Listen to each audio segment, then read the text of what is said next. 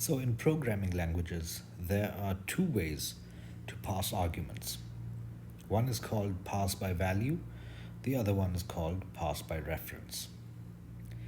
When an argument is passed by value, what happens is that a copy is made of the argument in the receiving side function, and any changes made to that copy do not affect the original value of the variable that was passed. So no effect to the original value in the calling function. However, when an argument is passed by reference, this is kind of like not making this is not make this does not create a copy of the argument. Instead, the calling function sends, you can replace the word reference by address or location. It sends the address of the original variable, which means that both calling function and called function will be accessing the same variable, and any changes made to that variable will be seen by the other function. Usually, if you have a called function that should not need to make any changes to a parameter or to a variable like that, you should pass it by value to avoid any such problems. And you avoid such side effects, which are accidental side effects, of course, which means it makes debugging your program easier. Pass by reference should only be used when you've thoroughly tested the called function, of course, but you actually have need for the called function to modify the original variable. Now, so far, all the arguments that we have seen passed by function calls, in function calls, were all passed by value. However, later on, we will see that when we pass arrays, which we've kind of had a preview of, when we pass arrays as arguments, those are passed by reference.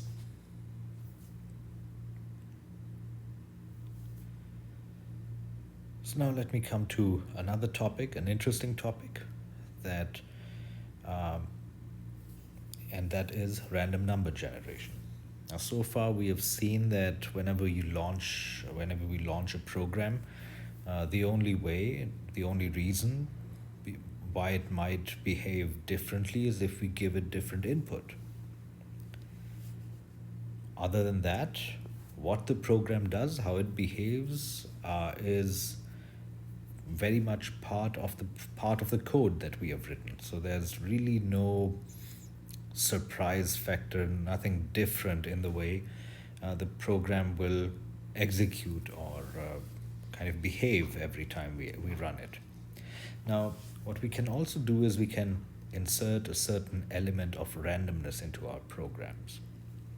And for that, we need to be able to generate random numbers that can then be used to somehow change the behavior, the output produced by programs. And that gets us to random number generation. And the key function that we begin with is the rand function, which looks something like this. Now, the rand function is part of the standard library stdlib.h header file. So this is another header file that we haven't used up to now, and it contains this rand function. Rand is short for random, and what it does in C is if you call it, it returns a number in the range 0 to rand max, which you can look up what the value of rand max is on your system. It'll produce a number between 0 and rand max. Now, we'll check that out, but on a visual in a Microsoft Visual C, Visual Studio or Visual C++ compiler, rand max should produce or should generate a 16 actually these days a 32-bit number, but um, on some systems, on the one that was tested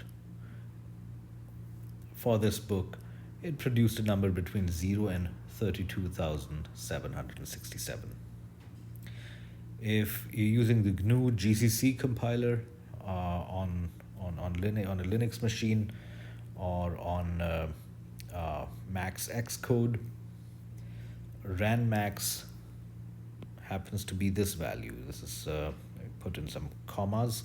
This is 2,147,483,647. So what the value of rand max is depends on what system you're using.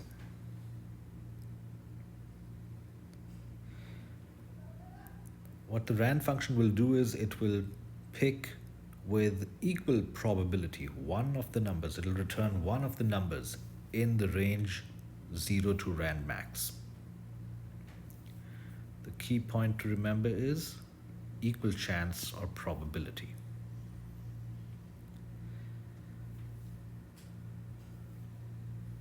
Now, the thing is that if you need a random number, sometimes, let's say you want to simulate the tossing of a coin, and a coin has only two sides, heads or tails, usually represented by a 0 or a 1. So all we would need for something like this is really just a random number in the range 0 to 1. If we're simulating the rolling of a dice, the dice has 6 sides, so all we're really interested in is a random number in the range 1 to 6. The question is, how do we adjust the range of random numbers produced by the rand function? Well, we cannot change the range of numbers produced by the rand function, but what we can do is we can use an arithmetic operator to effectively change or to modify the value returned by rand and get to a number in the desired range. So let's say we want to develop a program that simulates 20 rolls of a 6-sided die, and the numbers generated should be, of course, in the range 1 to 6. Now, for a range of six possible outcomes, what we do is we use the remainder operator or the mod operator, and we compute the mod of 6 on the value returned by the rand function, and that will give us remainders in the range 0 to 5. Now, what I actually need is a number between 1 and 6. So all we have to do is add 1 to whatever the remainder is, and that'll give us numbers in the range 1 to 6. The same idea can be applied if we need numbers from 0 to 1 for the coin example that I mentioned up here. In that case, we would write rand function mod 2. The remainders produced by that will be either 0 or 1, which is what we're looking for. These techniques are called scaling. In the case of the dice rolling example, the scaling factor is 6. the 1 that we added at the end in order to change the range from 0 to 5 to 1 to 6 is called shifting. And this is the code that would accomplish that. 20 rolls of the dice. We have, of course, a new header file, stdlib. We have our good old standard io.h library, and this program consists of just a main function with a for loop that goes from I equal to 1 to up to 20, incremented by 1. So 20 times. And in this loop, we have a printf statement which prints out the scaled and shifted value from the rand function, number between 1 and 6, prints it out as a 10-digit decimal number. The reason we made it a 10-digit number is for aesthetic purposes, to align the numbers, make them look nice. And instead of printing them all in one line, what we're also doing is, still inside the loop, if the value of the loop control variable, of the counter variable, I, whenever that is a multiple of 5, we print a new line. That's what a call to the puts function, we're printing nothing, what that will do. It'll basically insert a new line character. And that is how, after 1, 2, 3, 4, 5 outputs, when I is equal to 5 and we reach this line 15, the if condition turns true, we go to line 16, and this inserts a new line character and takes us to the next line for the next iteration of the loop.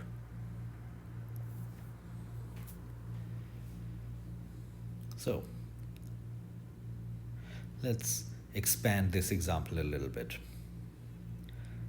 Let's now simulate rolling a 6-sided die, like the one we had, for 6 million times. And what we want to demonstrate is that if we roll it 6 million times, and if all the outcomes appear almost equally likely, we should see each number, that is 1, 2, 3, 4, 5, and 6, roughly 1 million times each. Let's see if that happens.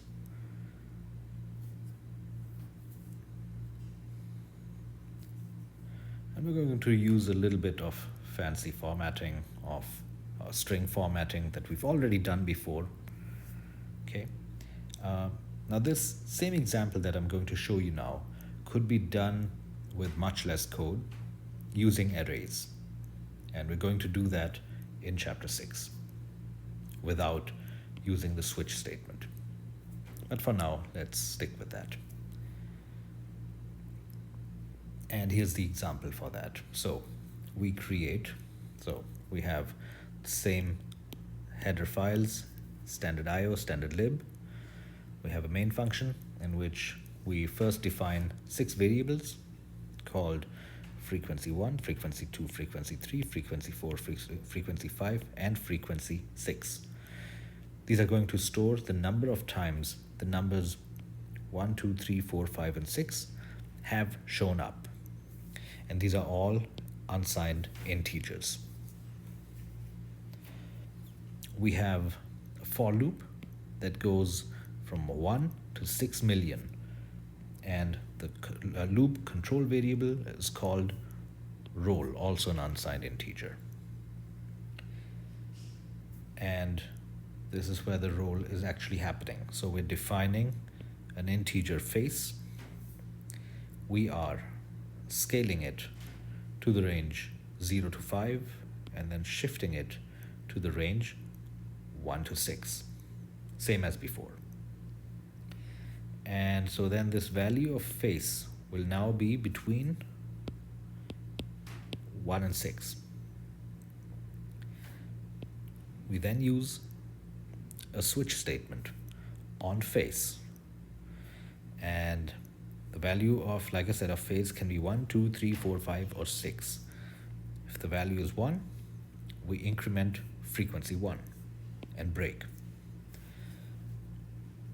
And as you can imagine, if the value of face is 2, we increment frequency 2 and break. Same thing for 3, 4, 5, and 6. And then finally, after we get out of the loop, we are exiting the loop over here. So this is the end of for. We have a bunch of printf statements. The first one prints out a header. It prints out a string, and then another 13 character string. The first string is face. The second one is the frequency number. The second column will be the frequency number. And the following 6 printf statements print out the values of frequency 1, frequency 2, frequency 3, frequency 4, frequency 5, frequency 6. And the faces of the die 1, 2, 3, 4, 5, and 6, those are printed as simple strings. These frequency numbers are printed as unsigned integers, 13 character longs. And as you can see, this number 13 is chosen the same as over here because we have 13 characters, including the string frequency and the spaces up here. So you can make that anything else, something else. You can choose something different. This is just for aesthetics, for looking good. And if you run this, you'll get these numbers. You can see they're not all exactly equal to 1 million. There is, after all, these numbers are random, but they're all pretty close to 1 million. A little more, a little less.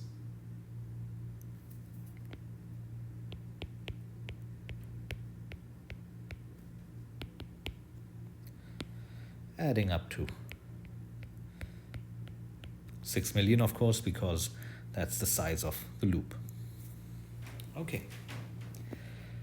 Now, if you run the same program again, you'll see that these counts that you're seeing over here will repeat with the exact same numbers. Not a little more, not a little less, but the exact same numbers. And the reason is that although I've been telling you that the rand function produces random numbers, that's actually not the case. And here's the thing, producing a truly random number is one of the hardest jobs for a computer. What actually happens is there is a sequence of numbers that look like random numbers, but a fixed sequence that is returned to you when you call rand again and again. These numbers, the sequence is called as basically a sequence of pseudo random numbers. So they're not really random, they're just being looked up somewhere. And that is also important because sometimes, or initially at least when you're developing your program, and let's say your program does need to use random numbers and you want to debug your program, it is important to be able to repeat a certain to repeat the running of the program. Now, if every time you run it, you have random numbers and random behavior showing, that is going to make debugging very difficult. And that's why we stick, at least as long as we're still debugging a program, we stick with using the rand function. So while random number generation is important for some applications, being able to repeat the same string of random numbers is also important, which is kind of the opposite of what you want. It's kind of ironic.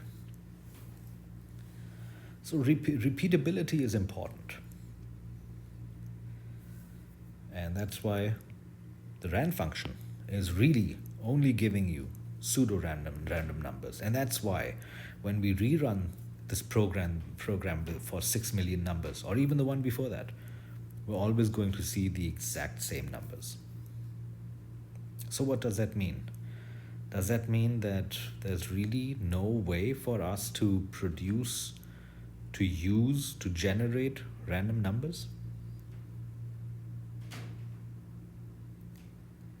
No, fortunately, no. There is something else we can use.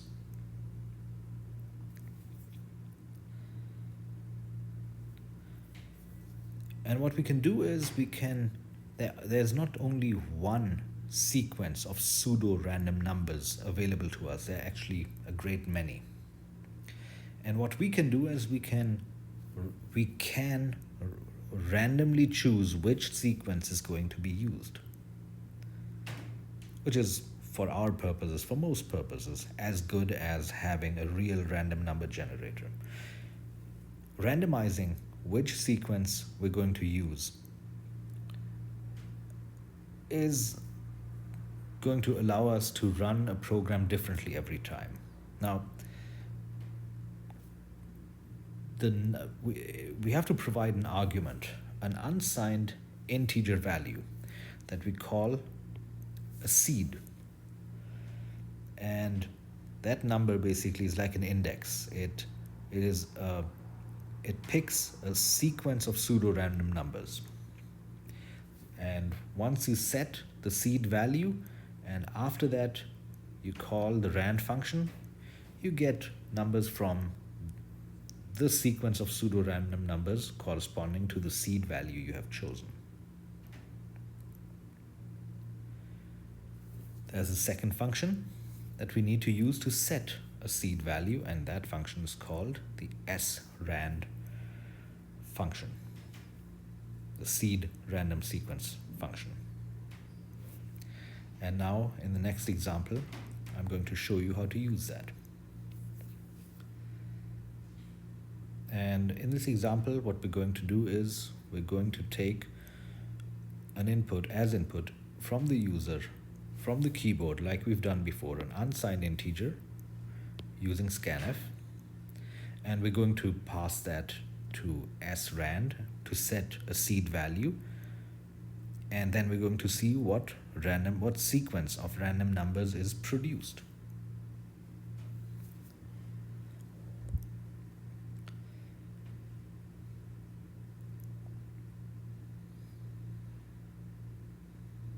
Okay, so let's begin over here. So the srand function is also part of the stdlib header file. Prototype is in that. We're going to use standard IO library, of course, because we're using printf and scanf. And we begin in the main function by defining an unsigned integer called seed. You can call it anything really. And we have a printf statement which prompts the user to enter a seed value, an unsigned integer, which is read into seed using the scanf function. And then we pass whatever value we received over here, we pass that as an argument to the srand function, and that sets the seed value for the random number generation. And the code continues. This is the same code that we used in the first example in this lecture. We have slightly shorter. In that one we produced 20 random numbers. We're going to stick with only 10 over here, and we just print each of the numbers returned by rand after scaling to 0 to 5 and then shifting to 1 to 6 range. We're going to print that out, as a 10-digit decimal number. And to make the output look a little nicer, we're going to insert a new line after every 5 numbers. So we're going to produce 2 rows of 5 numbers because this loop goes from 1 to 10. And here are 3 runs of this program. So let's say the first time you enter the seed value 67 and you get this sequence of numbers 6, 1, 4, 6, 2, 1, 6, 1, 6, 4. Fine. Next time you enter the seed value 867. This will give you something like 2, 4, 6, 1, 6, 1, 1, 3, 6, 2. You can see these two very different. Now just to check if giving the same seed value produces or results in the same sequence of numbers, we enter the seed value 67 again, the one that we used the first time. And you do that, and in this particular example we get 6, 1, 4, 6, 2, 1, 6, 1, 6, 4 again, which matches the first sequence, which shows that picking the same seed value gives you the same random numbers in the same order.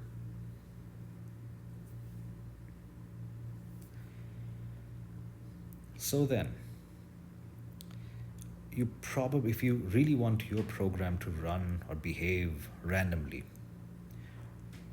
should we ask the user to enter a seed value every time? No.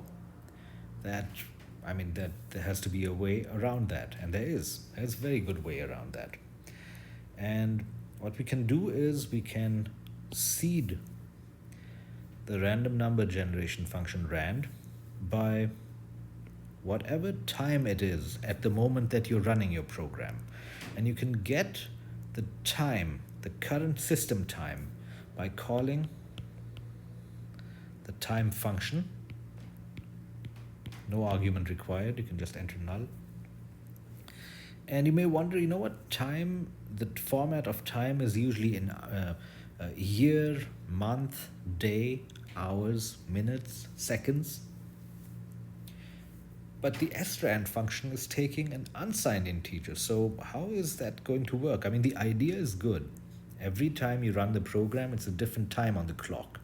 If you use that number as a seed, your program should behave, or at least look like it's behaving, pretty randomly every time you run it. Well, the thing is actually this time format that we're used to, year, month, day, hour, minute, second, this is not how computers track time. Computers track time by simply counting a very large integer type variable, counting up. And actually time 0 in computer time is this particular date that you see over here, roughly 50 years ago, January 1st, 1970. Actually almost exactly 50 years ago, little longer than that. This in computer time, this is time 0, when time began. And there are, of course, functions that convert, and that value of time that computers keep track of, that convert that into the time format, time and date format that we people are used to. Now, in order to use the time function, what you will have to do is you will have to include yet another header file, and that is the time.h file. You've already seen that in the list of the C standard library files that I showed you.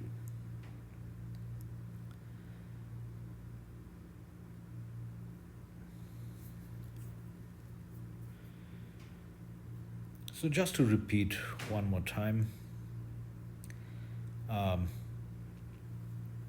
when you're looking for random numbers, think about what range of numbers you're looking for, how wide that range is, and first of all scale to that range. So step 1,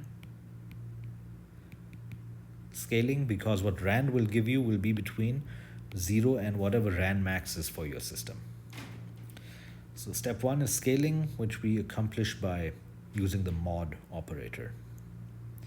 And step 2 is shifting the range up from 0 to whatever it is to wherever you need your random numbers to start at. For the die example, that was 1 to 6. So we had to shift by 1, and that's we have to add that value.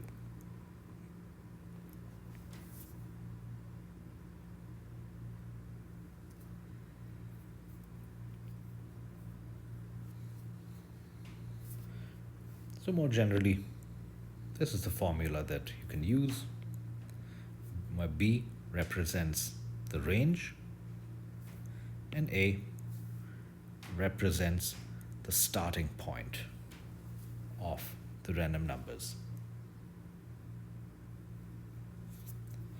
B is also called the scaling factor and is equal to the width of the desired range of integers. A is the shifting value.